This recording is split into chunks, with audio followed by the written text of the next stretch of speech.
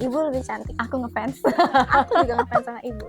Aduh, senang banget ya udah bisa datang di acara podcast Terima Kak kasih, Bu, Insight. Di udah sela mengundang waktunya yang aku. kemana-mana pergi Waduh. terus. Enggak nih. Sangat senang. Siap. Pokoknya kalau Ibu Ria memanggil, kalau Insight memanggil, kita pasti. Aduh, langsung aku datang. juga. Pokoknya saya kayak memanggil kita datang. Makasih Ibu, terima Iya. kasih Sobat Insight untuk kesempatannya hari ini. Iya, sama-sama kita akan main seru-seruan nih. Tadi di brief sama tim Markom, kita akan seru-seruan jawab pertanyaan katanya. Siap ya? Siap. Yes, oke. Halo Sobat Insight, bersama saya Ria Warganda, Direktur PT Insight Investment Management, dan ada tamu spesial. Halo Sobat Insight, terima kasih kesempatannya untuk hari ini mengundang aku. Untuk Ibu Ria terima kasih, untuk PT Insight Investment Management juga terima kasih banyak. Jadi untuk perkenalan sedikit, nama saya Jessica Wijaya, CEO dari Saya Kaya, yang merupakan salah satu upper yang menjual juga produknya Insight Investment Management. Top banget teman-teman by the way. Jadi terima kasih ya kesempatannya hari ini. Wah, seneng banget CEO-nya Saya Kaya langsung datang. Thank you banget Cijes atas supportnya selama ini. Terima Terus juga kasih, atas Bu. sudah menjual produk Insight, kolaborasinya makin mantap di tahun 2026 ini. Amin. Oke.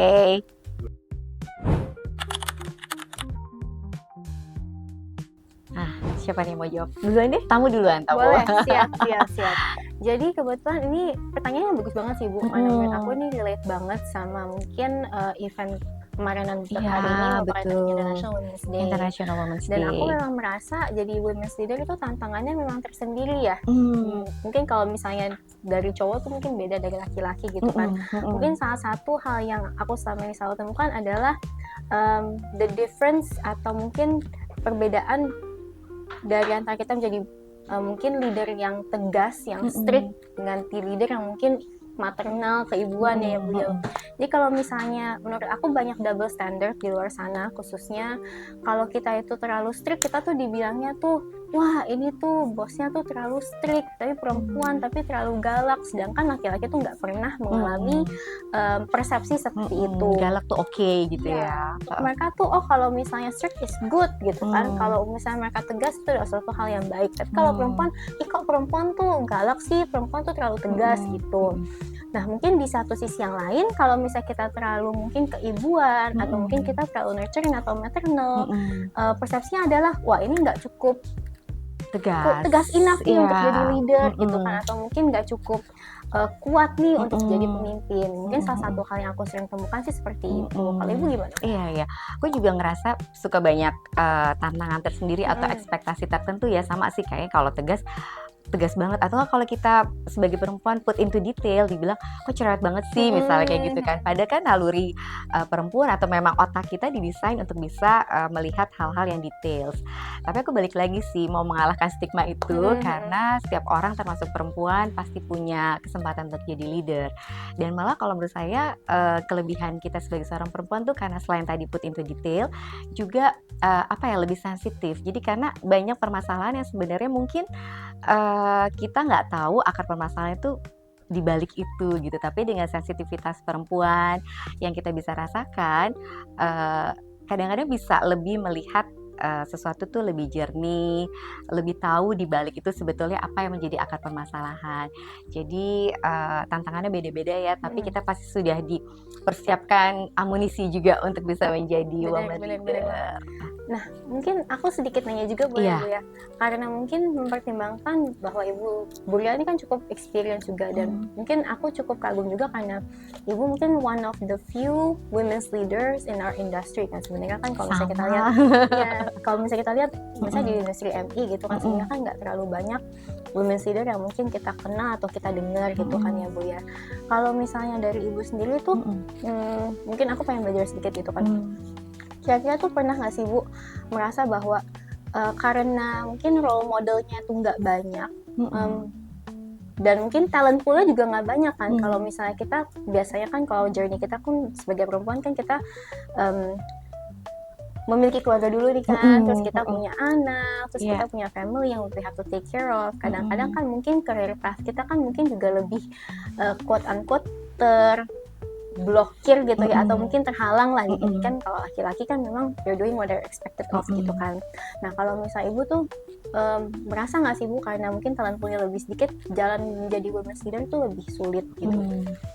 Aku sih nggak merasa untuk itu gitu ya, karena aku percaya setiap orang termasuk perempuan punya kelebihan masing-masing gitu. Jadi aku nggak pernah ngerasa bahwa hambatan itu ada. Kalaupun ada, aku berusaha kayak ah aku harus bisa tonjolin kelebihan Melewati. aku sehingga bisa terlihat mampu gitu untuk melakukan hal. Dan kebetulan juga ya sama ya kayak di era sekarang di industri keuangan mungkin leaders di satu BOD misalnya ada 3 atau 5 orang. Perempuan itu biasanya jumlahnya lebih sedikit ya nggak sih di Iya, benar, benar, kebanyakan itu ya. benar. Tapi itu sendiri yang aku ngerasain bahwa dengan yang sendiri itu kita bisa unik dan ternyata memang dengan diversity beragam tuh suatu keputusan tuh jadi lebih matang gitu diambil karena dilihat dari berbagai perspektif yang berbeda kan, dari perspektif perempuan, dari perspektif laki-laki sehingga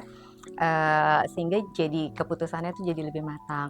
Walaupun ada stigma di luar, tapi aku berusaha mengontrol pikiran aku bahwa aku juga bisa gitu. Bukan harus bersaing seperti bagaimana, tapi bisa saling melengkapi dan saya rasa pada saat kita jadi leader tuh kolaborasi dengan mungkin tim yang lain yang juga ada laki-laki itu jadi bisa lebih diverse karena juga menurut aku ya Cijes kayak sekarang kan investor atau konsumen kita itu kan juga banyak perempuan ya kan, jadi kita yang paling ngerti deh kebutuhan mereka seperti apa. So bagaimana kita mengkomunikasikan kepada sobat insight yang perempuan itu juga lebih paham pastinya kan. Dan yang terpenting sih memang kalau kadang-kadang kita kayak harus step back dulu gitu ya, mungkin kita lagi fokus ke keluarga atau apa, sah-sah aja sih karena kan kita juga punya pilihan kan mana yang menjadi prioritas kita pada saat waktu tertentu gitu. Dan kalau kita mau kembali juga gak ada kata terlambat sih menurut saya. Wah, gitu. Kak Jijis punya pengalaman apa? Keren banget.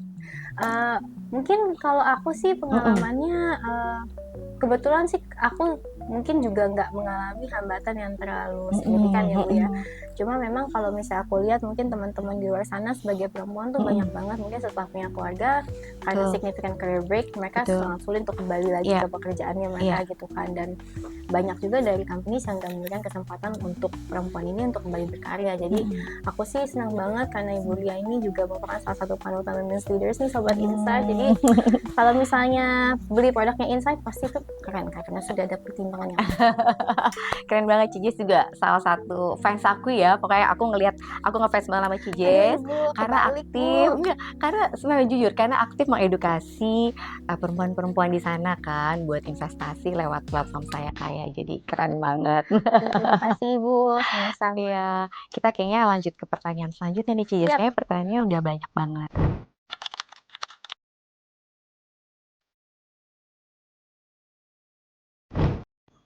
Jawab. Mungkin Bu dulu. Oke.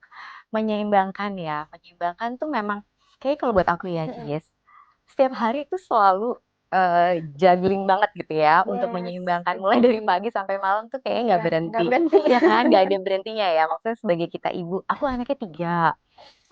Sama ya? Oke. Jadi kebayang kan anak 3 gitu ya.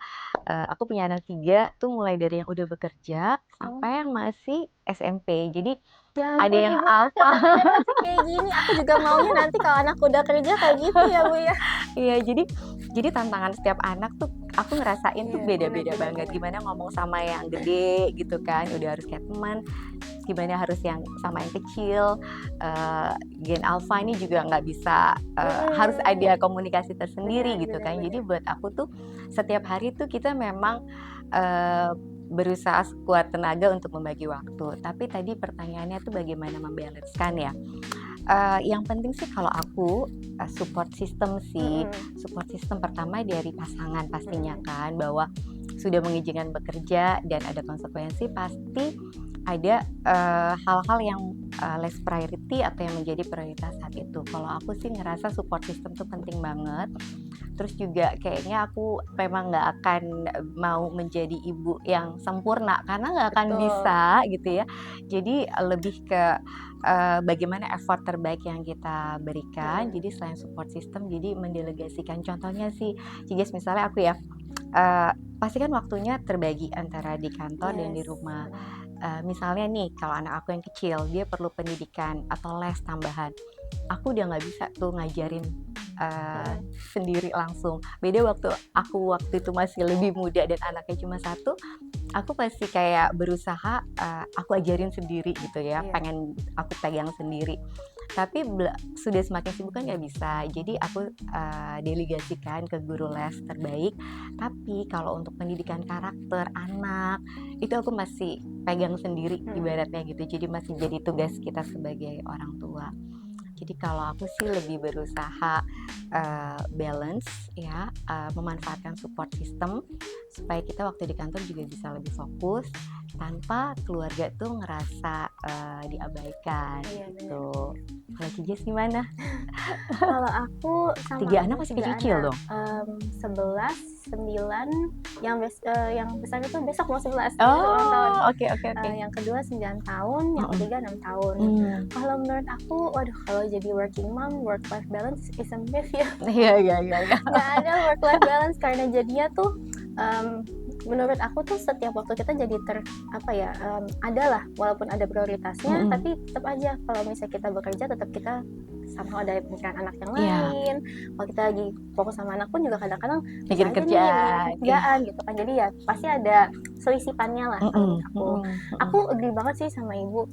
Jadi ya harus belajar prioritizing dan delegating. Terus juga mungkin one thing that I've learned mungkin throughout the years juga mungkin Sobat Insight yang merupakan perempuan dan ibu dan bekerja juga is to go easy on yourself. Jadi kayak ya kita nggak harus sempurna, nggak harus on top of everything gitu kan, bahwa ada hal-hal yang memang kita harus delegasikan dan itu oke.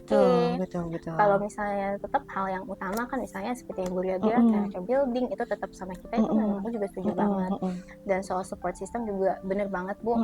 Kebetulan mungkin suami aku juga dia cukup suka hands on sih sama anak-anak, jadi kita memang suka berbagi peran juga. Dan mungkin kalau misalnya ini ya menurut aku justru salah satu hal yang bagus adalah terutama kalau aku ada 2 anak perempuan sih. Iya.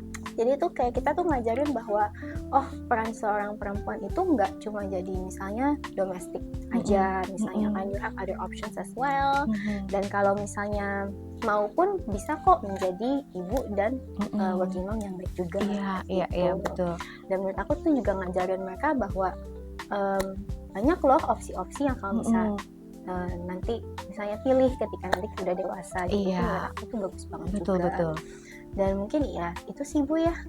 Dan kalau misalnya menurut aku banyak stigma bahwa kalau misalnya anak nggak diurus langsung sama ibunya jadi anak yang mungkin nggak dekat sama ibu, menurut aku juga nggak benar gitu kan. Betul. Yang penting gimana komunikasi ya. Dan aku sampai saat ini tuh jadi sejak anak aku kecil sampai sekarang kita semua tuh tidur bareng Bu. Oh gitu. Jadi ranjangnya gede banget buat berlima. Tapi anakku yang besarnya cowok, jadi beberapa tahun ini dia udah mulai tidur sendiri. Tapi sampai sekarang sih sama anak aku yang cewek dua-duanya kita setiap malam tidur bareng gitu. Jadi bondingnya juga tetap ada ya. Jadi tiap malam kita juga masih ngobrol. Kita ada apa aja hari itu, aktivitas kita apa. Jadi sebenarnya tetap bisa kok kita menjadi working mom yang baik walaupun kita memiliki pekerjaan di luar. Setuju. Nah, Sobat Insight tuh ya, tetap lo bisa jadi working mom. Tapi working mom sekarang kan juga bebas ya pilihannya. Maksudnya mau kerja di kantoran, mau kerja dari rumah. Sekarang pilihannya banyak gitu ya. Yang penting tetap bertanggung jawab terhadap peran kita baik di kantor maupun di rumah. Wah, seru nih pasti.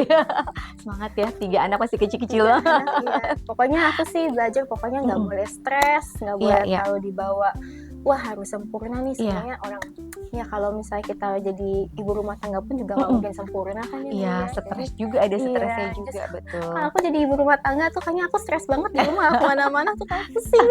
Kayaknya aku juga sih, makanya kayak cocokan kerja. Mendingan ada selang-selingnya gitu. Tapi bener sih, itu proses banget. Karena dulu aku pernah berusaha mau jadi sempurna, tapi kan nggak bisa. Kadang-kadang dulu tuh kayak misalnya anak nilainya nggak bagus, terus aku ngerasa, aduh ini salah aku ya, kayak gitu kan. Tapi sih pasangan membesarkan hati, oh enggak kok, it's okay, dia nilai segitu juga untuk kita yang dua-dua bekerja itu udah bagus banget. Dan aku juga ngerasain, mungkin bisa Cijes juga ya, nanti anak-anak kan tambah gede gitu ya, lebih bersyukur sih Iya. ternyata bahwa anak-anak bisa menyelesaikan pendidikan dengan baik, bisa mulai bekerja dengan baik tuh ada rasa bangga juga sih Iya. kita sebagai ibu. Oke, jadi pengorbanan kita selama ini kita bagi waktu tuh ternyata ada hasilnya. Semangat ya Cijes, Amin. pasti Terima sukses kasih semuanya banyak. anak-anak. Oke, next pertanyaan selanjutnya. Wah, ini adalah salah satu topik yang menurut aku sangat penting untuk dibicarakan, cuma mungkin kadang-kadang masih dirasa tabu loh Bu, sometimes gitu ya perempuan, bahwa kalau misal perempuan ini memahami keuangan, apakah Iya. nanti jadi susah diatur ketika berumah Iya, tangga oke, gitu iya, kan, iya, dan kemudian tapi menurut aku ini tuh penting banget literasi ini. Selain juga nomor satu, menurut aku perempuan itu harus punya independensi atas uangnya sendiri Bu, Iya. mau dia bekerja ataupun tidak bekerja. Harus diberikan akses finansial yang cukup oleh suaminya ya. Jadi menurut aku wah ini tuh salah satu hal yang sebenarnya penting banget. Mau dia itu nanti bekerja, tidak bekerja, punya anak, tidak punya anak, punya suami, tidak punya suami, semua Iya. perempuan harus paham literasi keuangan. Oke, iya. Saya setuju, Cijes, karena kan kita mau single ataupun yang tadi dibilang berkeluarga gitu ya, sebagai istri, sebagai perempuan kan harus bisa mengelola keuangannya sendiri, Betul. apalagi single ya, harus bisa Iya. ngelola sendiri karena kan harus bertanggung jawab terhadap hidupnya. Terus juga apalagi buat keluarga kan, kalau Iya. misalnya kebanyakan kan pengelolaan keluarga, keuangan keluarga adalah perempuan nih, baik uang sendiri atau uang bersama atau uang dari suami ya.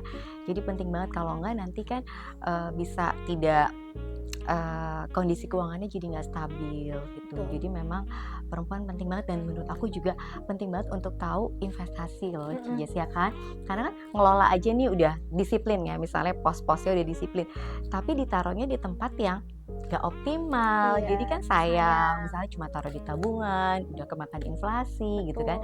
Jadi penting banget menurut saya juga tahu financial planning dan mempelajari banget investasi-investasi sekarang ya, yang udah begitu banyak pilihannya. Setuju gitu. sih. Lagian kalau misalnya nih kan sudah berkeluarga jadi istri, tapi kalau misalnya dia tidak paham literasi keuangan, ya kalau misalnya amit-amit sampai kejadian apa-apa sama suaminya kan bagaimana? Kan dia juga harus tetap paham juga bagaimana mencari uang sih, Iya, bisa betul kayak ya. gitu ya. Menurut aku tuh penting banget dari semua sisi, dari managing sampai dengan mengembangkannya ya Bu. Iya, betul. Iya. Pengalaman pribadi aku nih Sobat Insight. Jadi saya punya pasangan kan bukan dari financial background ya. Jadi mungkin ya sibuk kerja, tapi yang tahu investasi itu masih yang konvensional, kayak misalnya properti, kos-kosan, mungkin emas gitu ya. Nah, dengan kita sebagai perempuan yang mungkin aktif mencari ilmu atau pengetahuan tentang investasi, jadi bisa kasih alternatif lebih banyak. Misalnya, ada loh bonds itu sekarang yieldnya segini gitu, bisa pilih yang segini segitu. Atau misalnya saham, reksadana gitu kan, mau saham di dalam negeri, saham di luar negeri, jadi bisa lebih banyak pilihan gitu kan. Mungkin kalau pasangan kita kebetulan nggak terlalu terpapar sama informasi, nah perempuan itu juga bisa belajar dan bisa menularkan ilmunya, pasti berguna banget gitu. Oke, selanjutnya nih. Nah,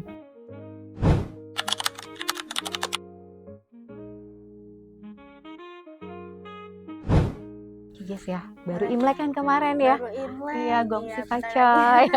Sama-sama, terima kasih.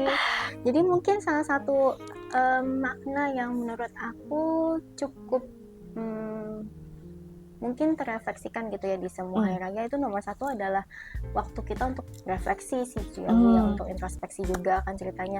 Oh ini misalnya kalau misalnya Imlek kan berarti udah setahun nih dari sejak Imlek yang lalu, atau misalnya tahun baru kan sudah setahun dari tahun yang lalu.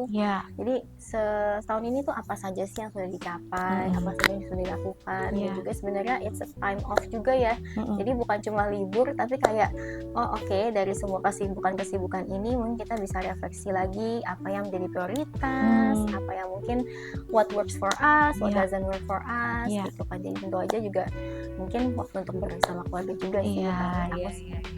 Iya, kurang lebih sama sih menurut aku juga. Kalau hari raya itu kan buat refleksi ya gitu ya. Misalnya di hari raya Lebaran, Idul Fitri itu kan kayak kita pengen ini refleksi so far ya. Pertama sih refleksi bersyukur atas tambahnya usia ya kan. nikmat sehat, luar biasa ya, sehat tuh sekarang kayak aset penting banget Betul, gitu. Ibu. Karena dengan kita sehat kita bisa melakukan apapun gitu ya. Jadi refleksi, bersyukur, terus momen bersama keluarga juga, apalagi kalau misalnya kayak lebaran pasti ada mudik gitu ya. Jadi ketemu sama saudara-saudara, jadi happy lah ya bisa Happy. sama keluarga gitu.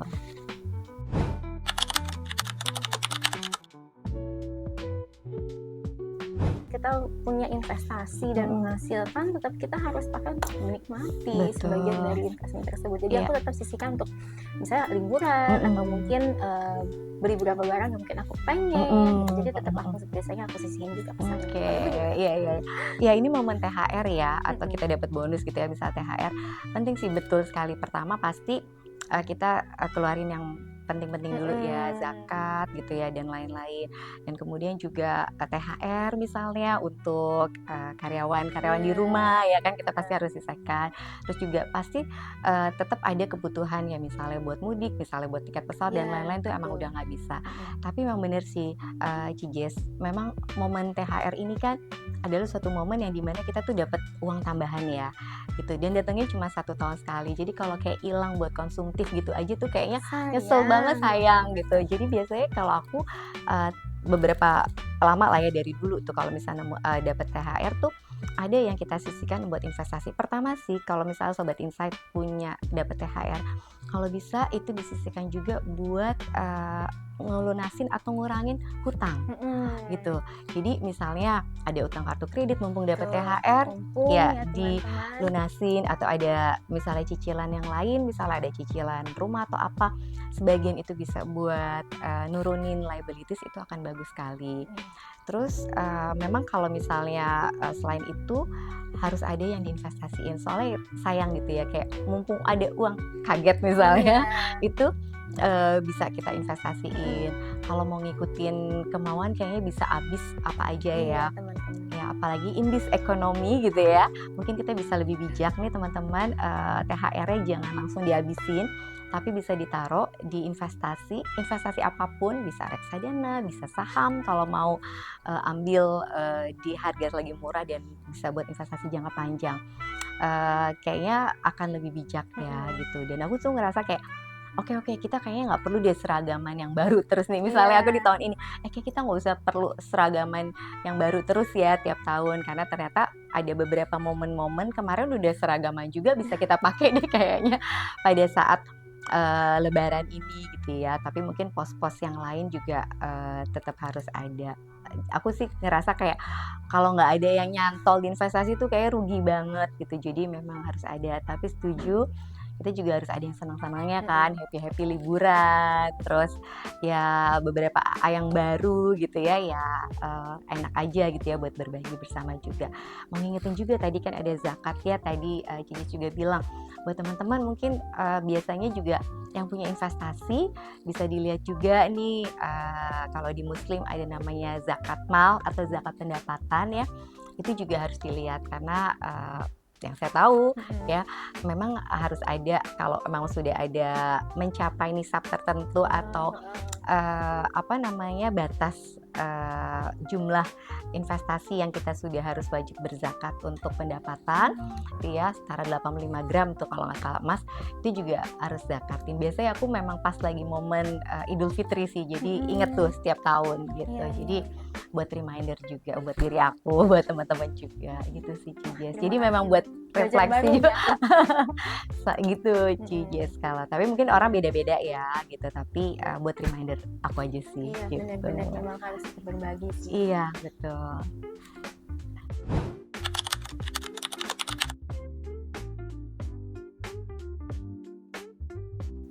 Kalau aku sih, aku akan jujur bahwa aku memang selalu ready moment on some discounts. Jadi aku memang ya kalau misalnya ini jujur ya emang, kalau nggak tahu ya, kalau aku sih emang suka belanja. Kayak semua juga suka belanja. Tapi memang aku milih-milih sih, kira-kira belanjanya tuh mana yang memang barangnya akan aku pakai terus gitu. Jadi aku nggak, belakangan ini I'm trying to be more conscious tuh. Jadi aku lebih ngurangin yang fast fashion gitu ya. Aku lebih milih untuk misalnya kalau misalnya belanja fashion atau tas atau sepatu, milihnya barang-barang yang kira-kira aku akan pakai lebih lama gitu. Tapi aku juga gitu, kalau habis belanja, tapi sebelumnya udah invest tuh jadi nggak merasa bersalah Iya, bener, gitu bener, kan. bener. Yang penting udah ada yang diinvestasiin. Iya. Benar, jadi menurut aku juga gitu sih Bu, sama. Jadi kalau misalnya kita mau belanja apapun gitu kan kita mikir dulu kira-kira, oh ini dengan belanja ini semua ini undinya jadi habis atau gimana Iya, gitu. Jadi kan betul. sebelum belanja emang enakan disisihin dulu misalnya Iya. buat investment Iya, gitu. iya, Jadi kan iya. kita lebih, oh ya udah berarti ini sisanya kalau mau dibelanjain ya emang Masih segini. bisa. Jadi nggak ada rasa bersalah ya. Bener. Oke, cocok deh kalau gitu.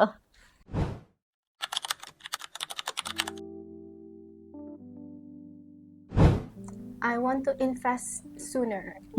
Invest sooner and invest better. Jadi kalau misal aku tuh sebenarnya investasi tuh rada telat sih Bu.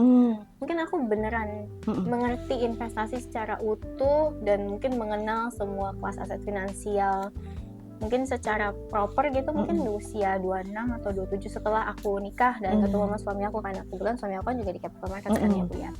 Nah mungkin kalau misal aku sih utamanya itu, karena mungkin kalau aku mungkin look back itu when I was 21 lebih konsumtif sih Bu. Jadinya banyak yang kalau misalnya dulu diinvestasiin sekarang jadinya tuh segini loh. Jadi mungkin one of the things yang aku tuh kepengen banget untuk misalnya bisa redo, kalau bisa redo gitu ya adalah I want to invest sooner and better gitu sih. Iya, sama aku juga ya, pasti ada rasa penyesalan. Mungkin kalau umur 21 udah lama banget ya. Jadi umur 21 itu awal-awal kerja ya, 3 tahun yang lalu. Itu kan awal kerja. Aku beruntung sih, Cijes waktu itu aku tuh kerja langsung di perusahaan di capital market. Jadi kayak udah langsung tahu tuh apa itu reksadana. Jadi aku udah nabung. Tapi tetap aja ya penyesalannya tuh lebih kayak gini. Seandainya investnya tuh lebih disiplin. Dan aku ngerasain itu adalah aku tuh telat untuk investasi yang untuk pensiun. Jadi waktu muda tuh kan pensiun tuh kan masih lama banget. Jadi aku lebih kepikir kayak posnya itu lebih untuk pendidikan anak, terus untuk jalan-jalan atau misalnya untuk liburan gitu ya. Tapi kayak nganggep nanti aja deh untuk yang pensiun. Jadi kadang-kadang tuh masih kecampur gitu loh, Cies. Jadi sebenarnya ini buat jangka panjang, tapi aku nggak disiplin ini tuh buat pendidikan anak dan lain-lain. Jadi yang buat pensiunnya itu suka kepake gitu, suka kepake buat yang lebih urgent atau yang lebih datang kebutuhannya. Nah pas setelah berapa lama baru sadar gitu ya, setelah hitung-hitung lagi ya bahwa dan waktu tuh cepet banget, tiba-tiba tuh rasanya kayak udah mau ya mungkin 10 tahun lagi udah mau pensiun gitu kan. Terus kita hitung-hitung wah betapa besar sebenarnya jumlah dana buat pensiun, kebutuhan pensiun kan, maksudnya mempertahankan gaya hidup, terus udah gitu mungkin juga kan nanti kesehatan juga mungkin beda gitu ya, mahal ya kan. Jadi aku ngerasa kalau bisa kembali tuh harusnya lebih diinvest, lebih disiplin untuk dana pensiun. Jadi itu sih kayak penyesalan tapi itu bener aku. banget sih Bu. Soalnya kalau misalnya apalagi kalau kita kerja ya, kesehatan kita nggak bikin, karena kan sebenarnya ada kan asuransi dari kantor, ada insurance dari kantor. Tapi kalau kita baru mikir kebutuhan pensiun tuh nanti gitu kan, atau mungkin later in years, biaya asuransi juga udah makin mahal, gitu betul. ya. Belum, iya Bener gitu. banget Jadi penting banget nih buat sobat insight yang muda-muda. Emang kalau kita dengar harus sisihin buat dana pensiun tuh kayak gue masih muda-muda gitu ya, masih lama lah gitu. Tapi kita juga nggak tahu kan, maksudnya waktu tuh kayak 10 tahun tuh cepet banget, tiba-tiba untuk ngumpulinnya tuh jadi lebih berat, jadi harus invest lebih banyak sekarang. Tapi kalau kita invest dari muda kan ada compounding interest yang jadi bisa lebih itu. Dan satu lagi sih mungkin ya, dulu ya kalau 21 tuh kan kayaknya kalau kita dapat income, terus income kita naik, gaya hidup kita tuh juga naik. Bener banget gak sih? Jadi kayak kejar-kejaran gitu. Jadi kadang pernah satu momen tuh aku kayak malu sendiri gitu. Dulu gaji aku segini, nabungnya segini. Udah gajinya naik, nabungnya juga tetap sama aja, atau bahkan kadang di waktu-waktu tuh kayak lebih kecil gitu. Mungkin kalau aku tuh biasa dari dulu tuh kita tuh selalu berapapun misalnya angpau atau THR gitu yang kita dapat, kita selalu bagi sih Bu gitu. Jadi kita biasanya akan tanya, ini kita kalian mau investasiin berapa gitu kan. Mungkin kalau waktu kecil gitu kan a few years ago, ya memang waktu itu cepet banget ya Bu. Iya. Years ago tuh kayaknya mereka belum mau beli apa-apa gitu kan, Heeh, belum ada kepengen apa-apa gitu mhm, kan. Jadi a lot of the mungkin majority of the portion tuh akhirnya diinvestin gitu kan. Terus mhm, biasanya kita selalu bilang, oh kalau misalnya you invest segini nanti I will match it gitu kan. mhm, Misalnya oh dari misalnya mereka dapat 10 juta iya. gitu kan, oke mau diinvest 8, oke dan kita match 8 nih, sorry mereka tuh kayak oh ternyata invest enak ya dapat tambah Ah, gitu. seru. Terus beberapa tahun belakangan ini, Mhm, especially mungkin my eldest gitu yang paling mhm, gede, karena dia kan cukup banyak baca, dia cukup mhm, banyak ini ya belajar, mhm, dia juga cukup tahu tuh oh ada kripto nih, oh ada mhm. saham Iya gitu iya kan, iya iya. ada mutual funds gitu kan. Mhm. Cuma kan memang untuk punya account sendiri kan belum Belum bisa. bisa, iya. Jadi beberapa tahun belakangan ini karena kebetulan ada app saya kayak Iya, gitu ya. heeh, iya. Jadi di app kita tuh ada kantong-kantongnya, ada Mhm, portfolio-portfolio mhm. masing-masing. Jadi anak-anak tuh punya portfolio masing-masing gitu kan. Mmm, Terus ada jadi semangat ya dia grafiknya, ngelihat jadi ya. mereka bisa ngeliat, bisa Iya, visualisasiin kan. iya iya iya Oh, iya. investment tuh enak loh karena tadinya Mhm, uangnya cuma segini tapi nanti mhm, dapetnya segini gitu kan. mhm, Jadi ada gate-nya gitu. Jadi mhm, mungkin that's one of the first things yang kita ajarin sih. mmm, Terus selain invest juga kita harus ajarin kayak sharing to others, kayak berbagi mhm, juga. Jadi iya, kayak biasanya kita bahwa mereka mungkin kayak panti asuhan, terus mereka mhm, kayak nyumbang gitu, tapi mhm in mhm. nama mereka sendiri, Iya terus iya iya. dibukain beberapa hal yang kita coba Wah ajarin. menarik, jadi balance ada invest-nya juga, ada sharing-nya Iya, ya. Iya, aku juga punya pengalaman sih mhm, karena anak aku agak range-nya jauh ya. mhm, Jadi kalau yang sama yang besar, itu kan sekarang memang baru mulai kerja, mhm, tapi dulu waktu dia kuliah tuh memang dia sambil punya pekerjaan tambahan misalnya jadi MC atau ada model gitu ya. Misalnya dapat uang tuh selalu diajarin untuk disisihin ya. mhm. Awal-awal sih kayak begitu dapat uang sendiri tuh kayak wah langsung mau beli barang gitu kan. Langsung berasa Langsung kaya. langsung berasa kaya gitu ya, langsung beli barang, tapi lama-lama juga setelah dia kerja lama, Mhm, kok dia jadi nggak punya apa-apa iya gitu kan. Terus iya iya. akhirnya kan juga sering, diingetin ngobrol, terus akhirnya udah disiplin tuh investasi, "Bunda, reksadana tuh apa?" Mhm, Misalnya kayak gitu, "Saham tuh kayak gimana?" Jadi udah disiplin dan udah seneng deh gitu. Jadi dari kecil, apa, sebenarnya kayak tahu, aku juga kalau misalnya emang suka ngomong aja ya, misalnya di setiap kayak sambil makan, mhm, Bunda tuh kerja gini, investasi tuh ada ini, itu. Mungkin mereka awalnya tuh kayak, "Apa sih?" Gitu ya, mhm. tapi lama-lama, "Emang iya ya penting ya?" Tertarik. Kayak gitu. Jadi lama-lama tertarik dan udah ngelakuin sendiri. Tapi bener juga anakku yang umur kayak, 12 tahun 13 tahun tuh dia juga anak sekarang kan udah tahu kan Iya, kripto dan lain-lain. Jadi dia juga suka aku ajak diskusi mhm, misalnya, "Nak, saham apa nih di US yang bagus ya?" Gitu. Ya dia suka jawab beberapa yang dia tahu kan dari yang mhm, familiar. Atau kadang-kadang misalnya mau beli, iPhone baru misalnya, nyebut merek nih mhm, misalnya, terus, suka diingetin juga, daripada beli handphone baru, kenapa nggak beli perusahaannya aja, beli saham Apple misalnya kayak gitu, atau daripada beli sepatu Nike boleh beli dong sekalian, mhm. saham Update Nike-nya aja. kayak gitu. Jadi, mulai dari hal-hal yang saham-saham yang sehari-hari mereka kenal dan Nah, familiar itu, udah enak sih bisa diajak diskusi gitu. Jadi, bener sih, eee, Win. mereka kayaknya udah lebih beruntung ya, udah Mhm, ngerti, apalagi sekarang anak kecil juga udah tahu kripto dan iya, lain-lain kan. informasi banyak. Tapi bener Heeh, sih, yang Ibu Lia bilang bahwa mhm, kalau kita mulai dengan hal yang mereka tahu tuh, mereka lebih relate lebih kan. relate, Jadi betul. kepala mereka tuh jadi lebih nyambung. Oh, Heeh, ini tuh ada perusahaan yang iya buat gitu kan, and the bener, company makes iya money. Daripada kita beli konsumtifnya ya, iya. why don't we get into that money too Iya, gitu. gitu. Jadi kita bisa, ya udah kamu masuk ke situ, manajemen sama karyawannya yang kerja gitu Mhm, kan, kamu dapet income-nya dan seneng sih. Jadi buat sobat insight kalau investasi di reksadana insight tuh, secara tidak langsung juga turut kontribusi dengan sesama dan lingkungan. Jadi resolusi saya sih, perusahaan tambah maju sehingga kontribusi sosialnya juga tambah maju. Keuangan, juga lebih stabil dan lebih semangat lagi investasinya, gitu. amin. Dan di kesempatan apapun, kondisi yang sekarang mungkin ada perang, ya ancaman Mhm, perang, udah perang sih ya dikit-dikit, terus udah gitu juga harga minyak dan lain-lain, tapi saya rasa pasti ada kesempatan. Dan yang penting sih kalau buat saya dari Sobat Insight tipsnya diversifikasi, karena begitu kita udah taruh di berbagai kelas aset tuh kalau ada yang satu turun, misalnya saham kemarin lagi turun tuh kita nggak terlalu panik, ya kan? Nggak terlalu panik karena ada aset lain mungkin di reksadana pendapatan tetap, reksadana pasar uang yang tetap naik, atau misalnya kita taruh di emas, fisik atau digital juga naik. Jadi lebih tenang dan nggak panik selling gitu. Wah, itu Gitu setuju sih banget, resolusinya.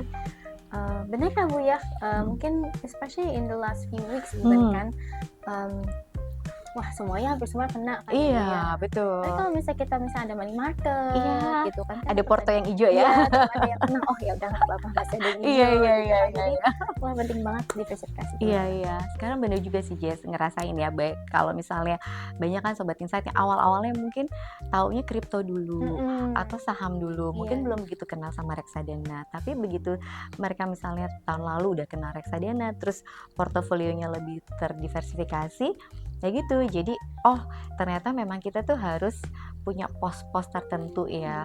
Jadi kalau misalnya taruh saham tapi buat jangka panjang kan kita nggak perlu panik gitu kan, selama kita beli saham fundamental.